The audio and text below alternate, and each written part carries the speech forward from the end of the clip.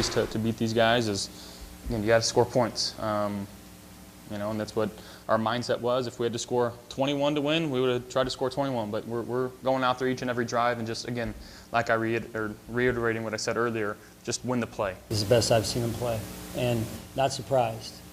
When he sets a goal for himself, for a team, he's hard to stop, right? So people have tried. They'll keep trying. That's what we do in this league, and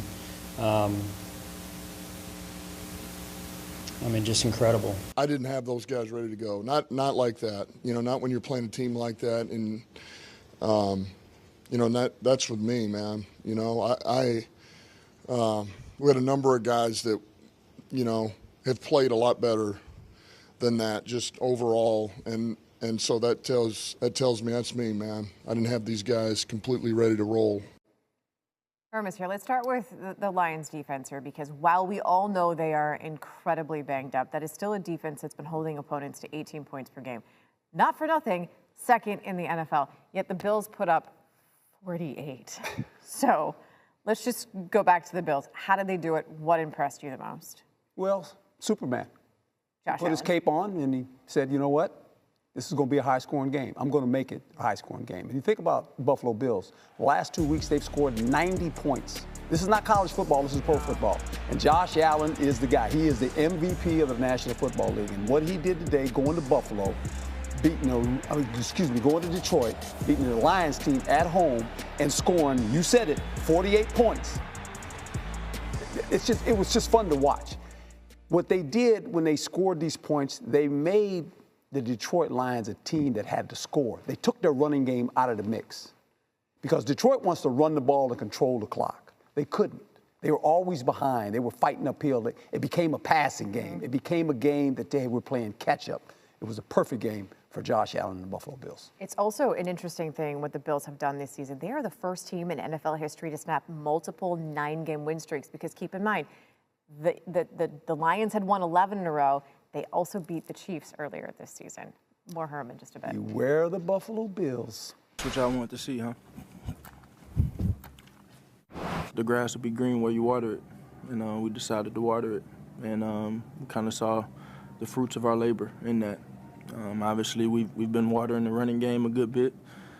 And it's kind of natural to put an emphasis on one thing and kind of take an emphasis off of another and see what you guys have kind of seen. And so, we want to just continue to be well-rounded, push to be well-rounded and water all areas of our yard.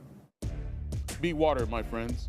Hurts had one of the best passing games of the year, 290 yards, as I mentioned. He completed 78% of his throws, both good for his second-best marks on the season. And whatever issues Hurts and Brown may have had with what this passing game is supposed to be, they were on the same page this week. Brown targeted a season-high 11 times on Sunday. Okay, Herm is with us. I'm not sure the watering makes me feel any better about the relationship between A.J. Brown and Jalen Hurts. However, they were at least on the same page today, so let's give them that. Yes. What did you see between the two of them? Well, it's a stormy relationship, to say the least, but I do believe this. It was a game where Jalen Hurts had to throw the ball against the Pittsburgh Steelers because of what the Pittsburgh Steelers present defensively. They bring a lot of different pressures, and I thought the Eagles, their plan was very simple. They were going to spread the Pittsburgh Steelers defense out. In other words, there was a lot of times there's one back sitting there, and they spread the team out. And what they were able to do is throw the ball quickly, catch it and throw it. A lot of these passes to A.J. Brown were slants, were 5-yard passes. It was just him catching it and running it. They didn't take that many deep shots, but they threw the ball. He got it out of his hand as the pressure came, and they caught it and ran with it. I want to have Saquon go to the mic and go, I'm thirsty. I need some water. By the way, that grass they're trying to water, it's turf. Well, so they can't water let's just not get into that right now. Eagles, Commanders, next Sunday.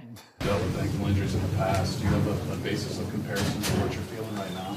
Yeah, I mean, it's hard to say right now. I mean, obviously, it's still adrenaline rolling, and usually it's kind of the day after when you kind of get a good sense of it. But I feel like I could have finished the game in different circumstances, but I thought the smart decision, I think we talked about, was to put Carson in, and he's played a lot of football, and he finished the game well. Patrick, can you describe sort of exactly what happened or how you felt it?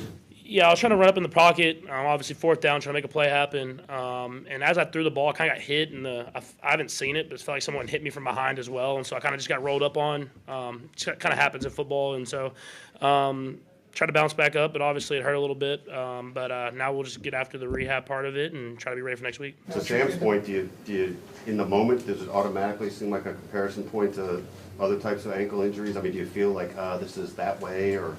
No, not necessarily. I mean, they're all different. Every injury is different. You can just kind of what you have to do to get back, and I think that's the most important thing. And now we just get back to the rehab part, the treatment part, and try to get ourselves ready on a short week against a good football team. Patrick, in the past, when you've been removed from a game for injury reasons, you've kind of resisted a little bit. How did the interaction go with Andy after the injury? Yeah, I mean, it was good. I mean, obviously in the past it was playoffs and kind of do or die situation. I thought the defense was playing really well, and I mean, I wanted to go back out there, and I probably would have fought a little bit harder if they would have got the game into one score. But I have a lot of trust in Carson too. I mean, he's played football and he's won football games, and put him out there, and I thought he did a great job moving the football, running time off the clock, and putting us in position to win the football game. Patrick, you've taken a lot of hits this year. What's the balance of continuing to try to make plays versus, putting yourself up that risk to potentially get hit? Yeah, I mean, you just got to trust the offense. I think that even before the injury, I just got to be a better job of going through my progressions and trusting the offense, getting the ball out of my hands, and letting guys make plays. And my nature is to try to make the big play happen, and sometimes defenses stop that, and then when it's not there, go for the underneath stuff and keep it moving. And it's something that I have to get better on as the season kind of ends here. We're going to the playoffs. You've talked a lot about just building towards the end of the season. Where do you think you guys are in week 15? What do you feel like you really need to use these last 2-3 weeks for? I mean, we have good spurts offensively. I think the defense is playing better and better. Special teams is doing a great job. And offensively, we have spurts where we either start games fast or end games fast. It's about putting it all together. And so we know that we're not playing the football that we want to be playing. But at the end of the day, we want to win. And we're able to do that against a lot of good football teams. You got 3 teams that no one wants to play when you get to the playoffs. Exactly. But, Herm, you were talking earlier before we came on that the Packers basically went on the road. Not an easy trip to go all the way out to the Pacific Northwest. But they jumped on Seattle from the jump. Yeah, and you have to do that when you go on the road and you play in Seattle. It's a hard place to play, and I thought their running game showed up today. Obviously, their defense, when you hold Seattle to 13 points, and I know Geno Smith obviously missed some time due to being hurt, but they took the ball away. That interception that we just showed earlier, that was a big play. I mean, all of a sudden the game is close, but all of a sudden it's not close. When you throw a pick like that and you're able to run the ball, what travels in the National Football League is real simple. A running game and good defense.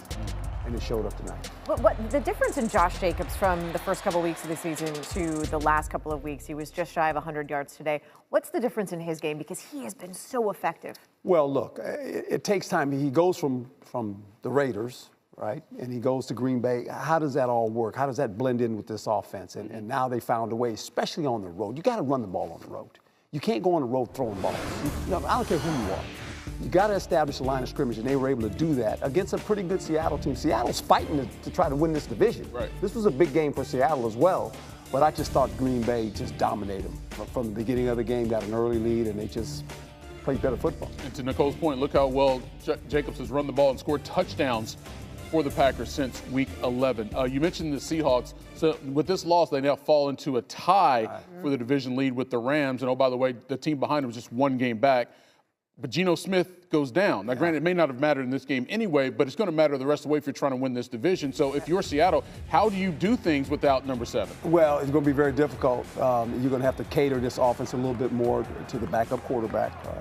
And you're going to have to play good defense. You can't get into high-scoring affairs. But the problem is right now, if you look at this division, probably the Rams. They played the best the last couple of weeks. Yeah. And the Rams can score points. Yes. Right? We saw that when what they did against Buffalo, a shootout.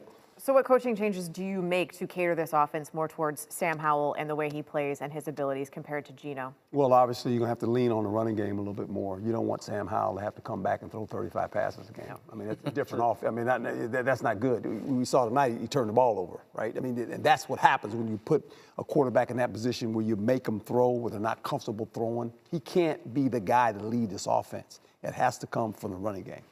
Why is this division, the NFC North, so stacked this year? I mean, we talk about the Lions. The Vikings, by the way, if the Vikings win tomorrow on Monday, they will be in a tie for the division lead and have a chance to potentially actually get the #1 seed over the last few weeks. But then you got the Packers in here as well. Yeah.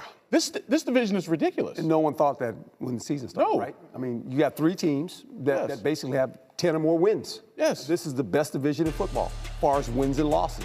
Very competitive division, and they play each other twice. And all these teams are all of them going to the playoffs. The 3 teams we just mentioned, they're all going to the playoffs. Somebody's going to win a division. The other 2 teams are probably going to get in as wild card, right? And 1 division. That's pretty good. Yeah, and they'll probably be favored maybe against any team they play in that wild card. Except for each other. Except for each other, right? Exactly. Yeah. When you look at the way Green Bay is playing now, obviously they've had ups and downs, and their only losses this season have come to those 2 other teams. Where are they trending in the right direction? I think at this point of the season, you want to be trending this way. And Green Bay's getting better. I mean, they're getting better. Surprisingly enough, they don't get enough credit for their defense. The Green Bay Packers play pretty good defense. They did in this game against Seattle, for sure. They know how to play defense. Can you imagine? Now, it probably won't happen. I don't know. They won't get a home game, I don't think. But the Green Bay Packers, they got a quarterback. They got a good runner. You got some receivers. They play good defense. Yes. It's okay. That travels. Not bad. All right. This is the Sunday donut. Oh. The sandwich, if you will. I prefer real donuts. Yeah, I prefer real donuts for sure.